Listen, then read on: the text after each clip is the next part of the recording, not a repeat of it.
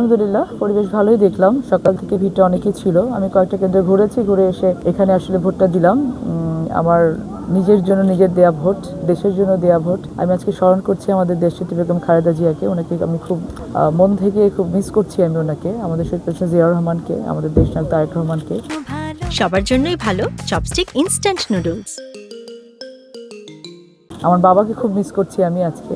তো পরিবারের সবাই মিলে আজকে ভোট দিব, সবাই আছে লাইনে দাঁড়িয়ে ভোট দেবেন। তো সার্বিকভাবে পরিস্থিতি কিছু বিচ্ছিন্ন ঘটনা ঘটেছে, যেমন দুটো ব্যালট নিয়ে একটি কেন্দ্রে একজনকে অ্যারেস্ট করা হয়েছে। গতকালকে রাতে আমরা খবর পেয়েছিলাম যে রেজাল্ট শিটে সিগনেচার করা রেজাল্ট শিট পাওয়া গেছে, যেগুলো পরিবর্তন করা হয়েছিল পরবর্তীতে। এবং আমি রিটার্নিং অফিসার, সহকারী রিটার্নিং অফিসারের সাথে কথা বলেছি, প্রশাসনের সাথে কথা বলে ওই সকল ব্যালটগুলোকে সিলগালা করা হয়েছে। সকালে আমি এটা খবরও পেয়েছি। তো সোফার প্রশাসন অ্যাক্টিভ আছেন মাঠে। এখন পর্যন্ত আমি সেরকম কোনো কিছু বুঝতে পারছি না যে সেরকম কোনো অনিয়ম হচ্ছে না।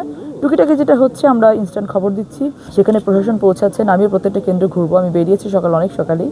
তো আমি এখন বাকিগুলোতে ঘুরবো। দেখা যাক, আল্লাহ করে আশা করছি যে ভোটটা ভালো মতো হলে বিপুল ভোটে আমি জয়যুক্ত হবো ইনশাআল্লাহ।